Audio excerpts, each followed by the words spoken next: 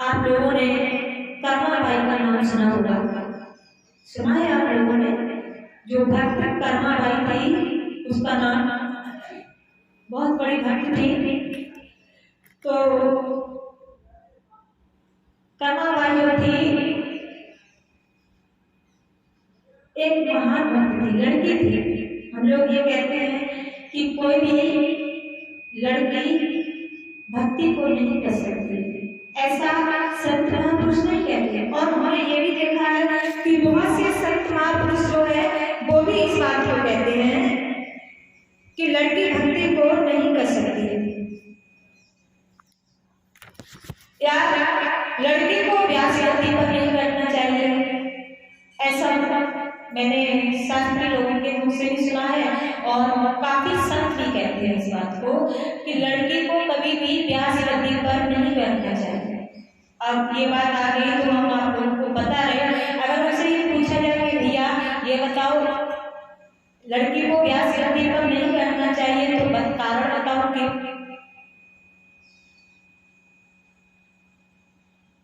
तो बस वही एक बात आ जाती है कि हर लड़की जो भी महिला भक्त होती है महीने में 5 दिन के लिए अपवित्र होती है, इसलिए किसी भी लड़की को व्यास गति पर नहीं करना चाहिए, ऐसा वो लोग बोलते हैं। कौन से ग्रंथों में लिखा है ये कि लड़की को भागवत कहनी चाहिए? और फिर वो लोग तो ये भी कहते हैं कि किसी भी ब्राह्मण के अलावा और अन्य जात जो भी है उनको भागवत नहीं कहनी चाहिए।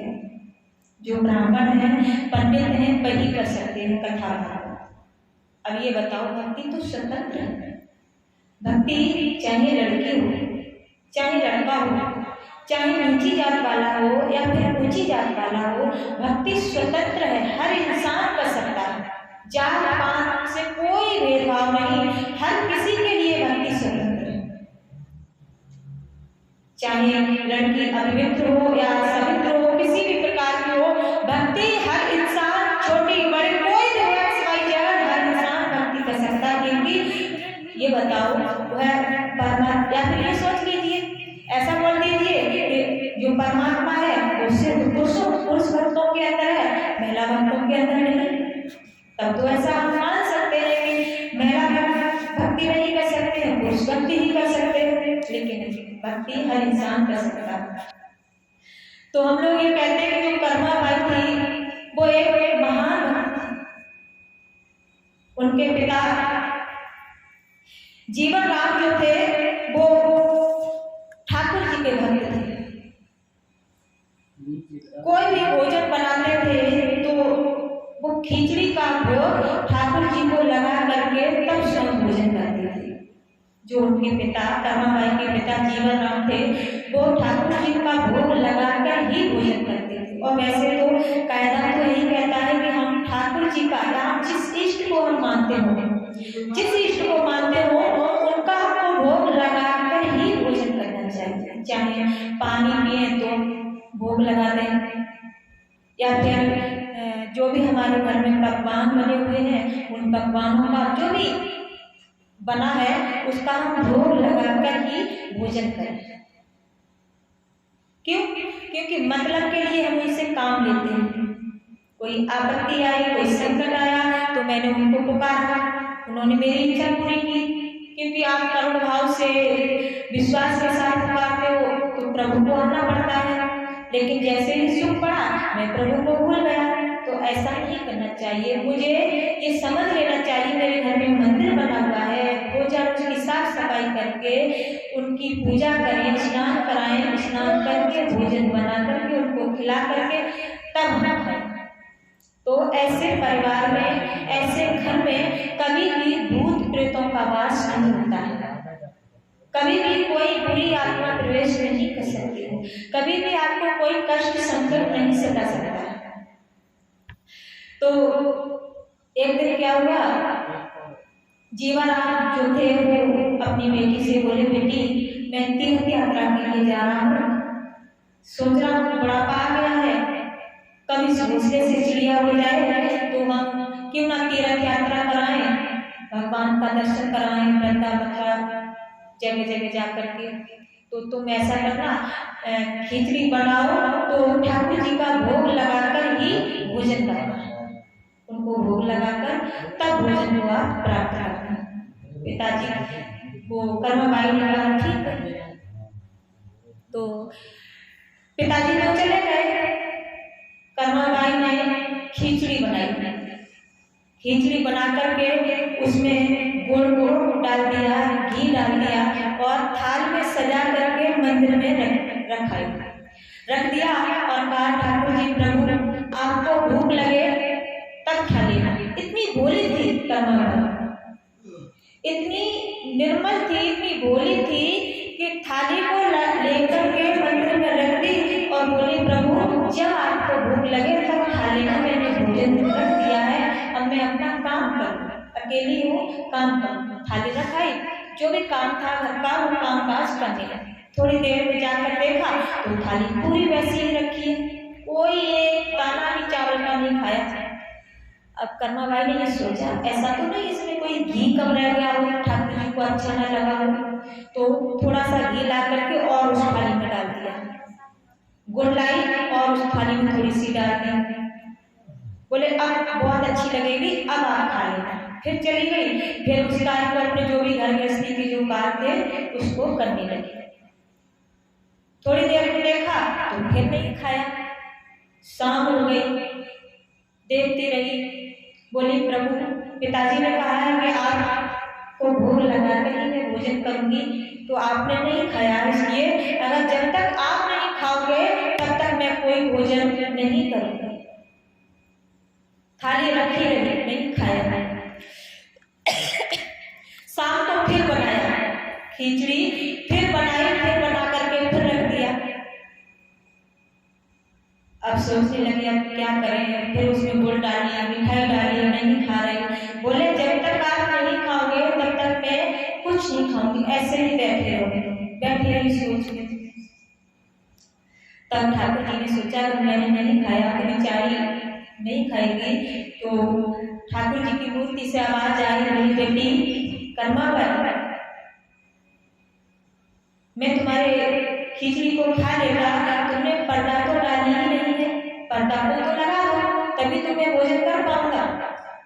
कर्माबाई हे प्रभु बताओ सुबह से मुझे आपने भूखा रखा, अब बता पाए आपने पर्दा लगाई नहीं, भोजन कैसे करूं? और पहले ही बता देते, फिर नखरे दिखा रहे हो, पहले ही अगर बता देते तो हम पहले ही पर्दा डाल देते। पूरा दिन मुझे भूखा रखा और खुद भी भूखे रहे। कर्माबाई ने पर्दा को डाल दिया। कहा प्रभु अब आपके लिए जो मैं खिचड़ी बनाकर लाई हूँ, आप भोजन को कर लीजिए। थोड़ी ही देर में देखते हैं तो पूरी थाली साफ हो जाती है। भोग लगाने का मतलब ये, उनके पिताजी महाराज जो थे वो भोग लगाते थे, तो भोग लगाने का मतलब थाली रख के 2-4 मिनट के लिए उन्होंने प्रभु से कहा कि प्रभु मैं आपके लिए भोजन लाया हूँ, भोग लगा दीजिए। भोग लगा दिया, थाली में जो भी भोजन बचा है ले आए, जो भी घर में था उसमें डाल दिया। लेकिन वहां कर्माबाई के भाव विश्वास को देख करके कि प्रभु आपको भूख जब लगे तो आप भोजन कर लेना, तो भोग नहीं लगाया, पूरी थाली को साफ किया, भोजन किया। सुबह हुआ तो फिर भोजन बनाया, फिर पूरी थाली साफ कर दी। शाम को फिर बना लगाया, फिर पूरी थाली साफ कर दी। कर्माबाई बहुत खुश हुई। कर्माबाई ने सोचा लगता है प्रभु को भूख जल्दी लगाती है, इसलिए जरा सा भी नहीं छोड़ते हैं, पूरा ही खा जाते हैं, तो क्यों ना जल्दी भोजन बनाएं, जल्दी भोजन बना करके खिलाएं। तो कर्माबाई सुबह उठ करके सबसे पहले स्नान करती है और घर का काम काज बाद में। सुबह उठ करके भोजन तुरंत स्नान किया, स्नान करके तुरंत खिचड़ी बनाई और बना करके भोजन भगवान के पास थाली रख करके और अपने घर का जो भी काम होता है उसको करने लगते हैं। फिर उसके बाद जब काफी दिन हो जाते हैं तो उनके पिता तीर्थ यात्रा से वापस आते हैं। कर्माबाई से बोले बेटी मैंने तुमको जो बताया था उस कार्य को तुमने किया? मेरे पिताजी मैंने सब किया। आपके जाने के बाद ठाकुर जी ने एक दिन तो बहुत नखरे दिखाए, पहले मुझे भी भूखा रखा, खुद भी भूखे रहे, फिर अब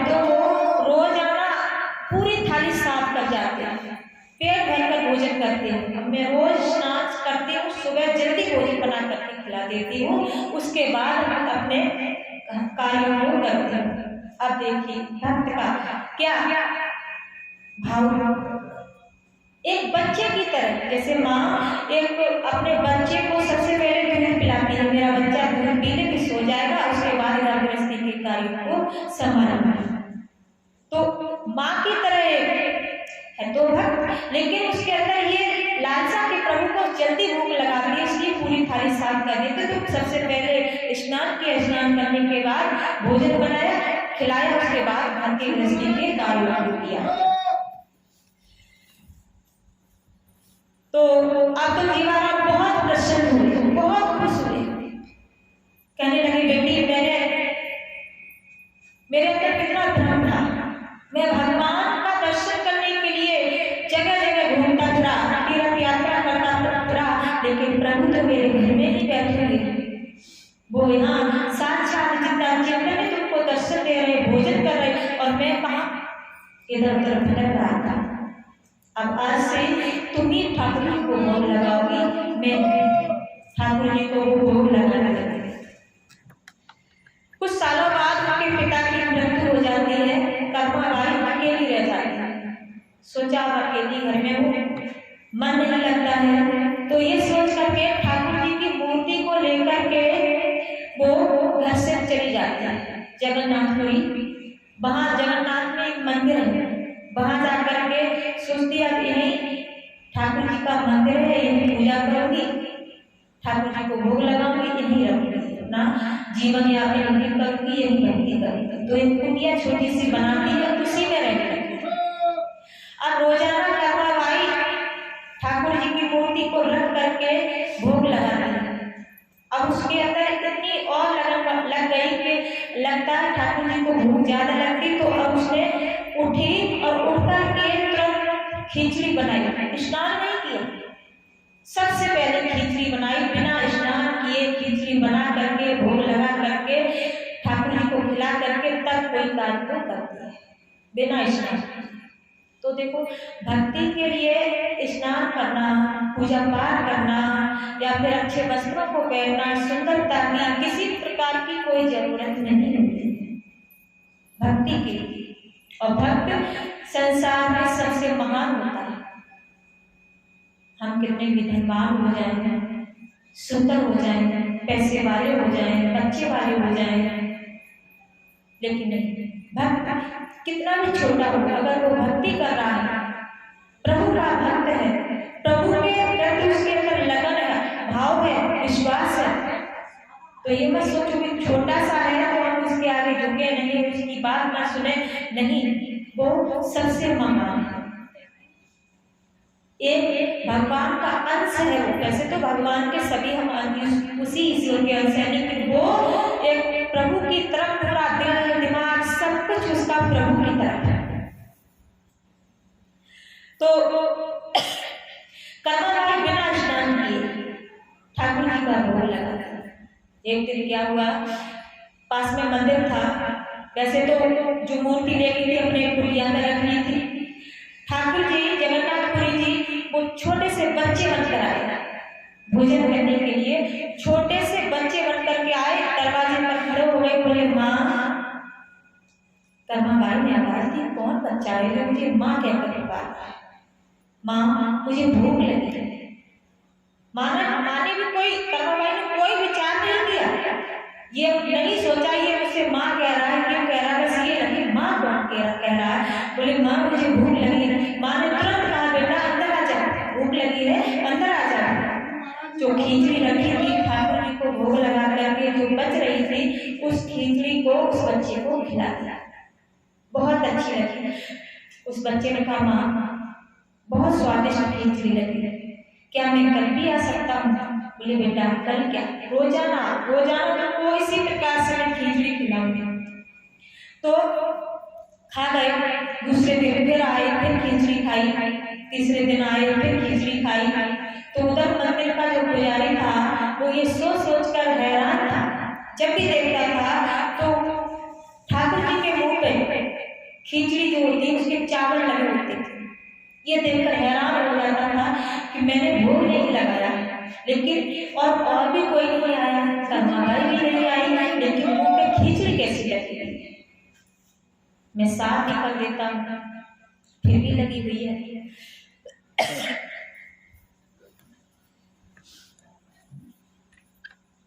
तो देखते हैं, कर्माबाई से पूछा तुम लगाने आती हो? बोले नहीं, मैं तो लगाने नहीं आती, मैं तो यहीं पर स्नान भी नहीं कर पाती हूँ। सबसे पहले अपने ठाकुर जी को भोग लगाती हूँ, उसके बाद स्नान करके और भी कार्य करती हूँ। हाँ, एक बच्चा जरूर आता है।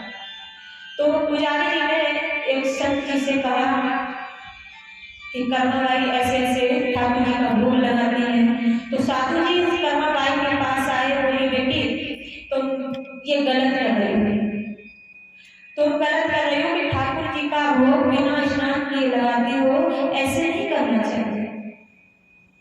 कर्माबाई ने कहा फिर कैसे करें? बोले स्नान करो, विधि विधान से पूजा पाठ करके तब ठाकुर जी का भोग लगाओ, तब वो प्रसन्न होंगे। बोले ठीक है साधु जी, अब आपने जैसे बताया है मैं वैसे ही करूँगा। इतनी बोली थी, जैसे मतलब मन में जो भी जैसे विचार आया उसने वैसा ही किया।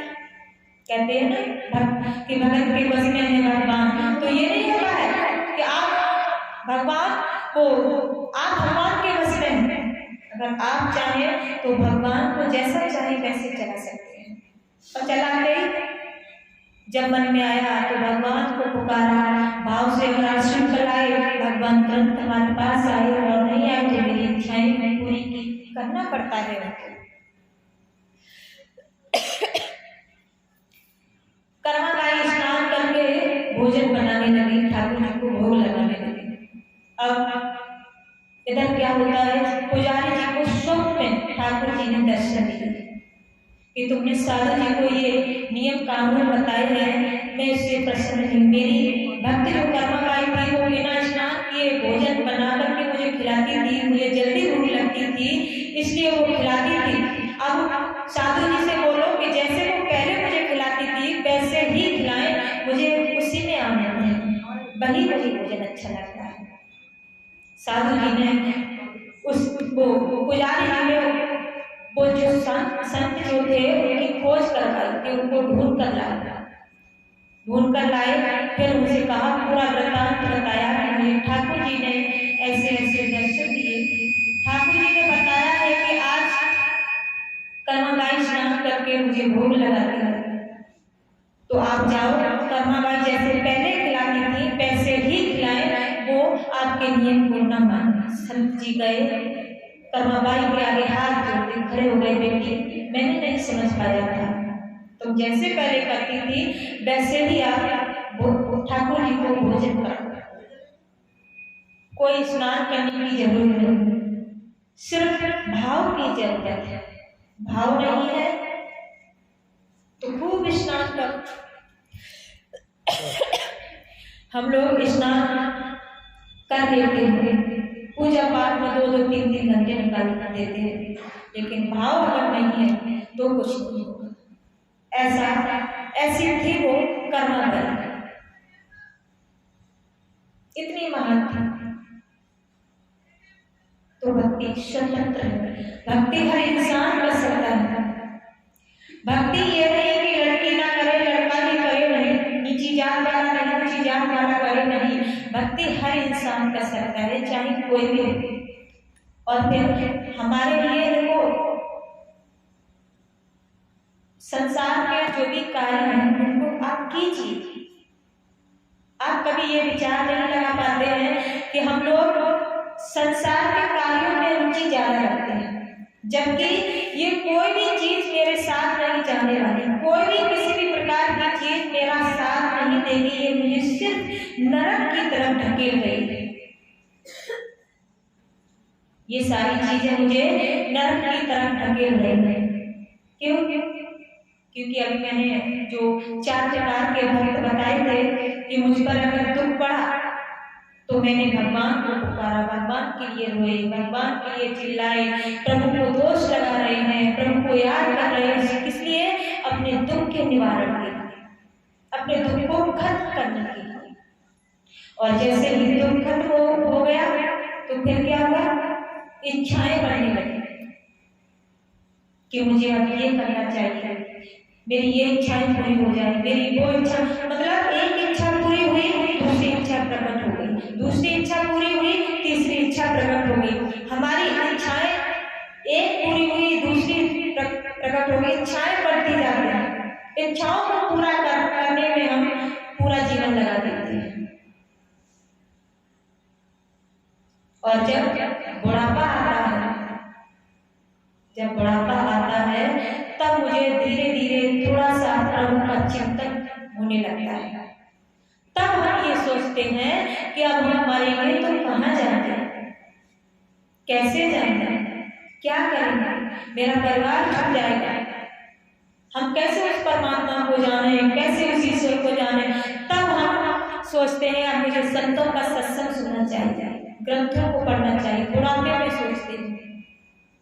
तो ये तीनों चीजें हमारे भक्ति के लिए लाभदायक नहीं है। तो आप अर्थार्थी और जिज्ञासु बनो समय समय के अनुसार, लेकिन ज्ञानी भक्त बनकर के निस्वार्थ भाव से भक्ति करो। निस्वार्थ भाव का मतलब ये नहीं होता है कि आप हर कार्य को छोड़ करके चुपचाप बैठ जाए, नहीं, हर कार्य को करो। किससे? इस शरीर से कीजिए।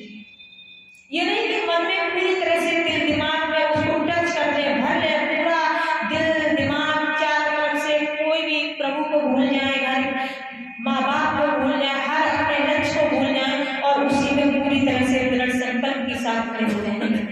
दृढ़ संकल्प के साथ खड़ा होना तो सिर्फ भक्ति के लिए खड़ा होना, और इन चीजों को तो शरीर से कीजिए। इस शरीर से कार्य करो, मन चित्त दिल दिमाग कहाँ रखना है? प्रभु के पास, प्रभु की तरफ। पूरा दिल दिमाग प्रभु की तरफ रखो और शरीर से हर कार्य को करते जाओ। तो आपके दो काम होंगे, भक्ति भी साथ में होती जाएगी और संसारिक कार्य भी आपका साथ में होता जाएगा। दोनों काम होंगे, आपका भविष्य भी बनेगा, आपका कर्म संस्कार भी बनेगा। और दूसरी बात होती क्या कि हम भगवान की भक्ति करते हैं। भगवान की हम भक्ति करते हैं तो मुझे संसार में आना भी पड़ता है, संसार से जाना भी पड़ता है। लेकिन अगर मैं सच्चे सदगुरु की भक्ति करें, सच्चे सदगुरु के पास जाकर के उनकी सेवा करें, उसके चरणों में प्रेम करें, उनके बताए हुए नाम का अभ्यास करें, तो क्या होगा? ना तो हम भगवान के भरोसे रहेंगे, ना ही हम दुनिया वाले के भरोसे रहेंगे, और काल तो फिर हमारा कुछ बिगाड़ ही नहीं सकता है, क्योंकि मेरे सदगुरु का हाथ मेरे सिर के ऊपर है। हमारे सदगुरु भगवान हमको ऐसा सौदा देंगे, उस सौदे का जब हम अभ्यास करेंगे, उसको अपने अंदर उतारेंगे, उसको धारण करेंगे, तो क्या होगा? हमारा संसार से आवागमन छूट जाएगा।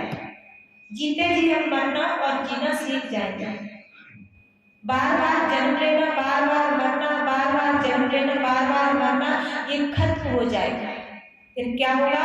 हम अपनी इच्छा से इस दुनिया में आएंगे और अपनी इच्छा से ही इस दुनिया से जाएंगे। ये संतों के दरबार में जाने से होता है। और अगर हम भगवान की भक्ति करके रहेंगे तो हम उनके लोक में जाएंगे, उनका मुझे दर्शन होगा, उनकी मुझे भक्ति भी प्राप्त होगी। लेकिन जैसे उनको इस 84 लाख योनियों में आना पड़ता है, वैसे ही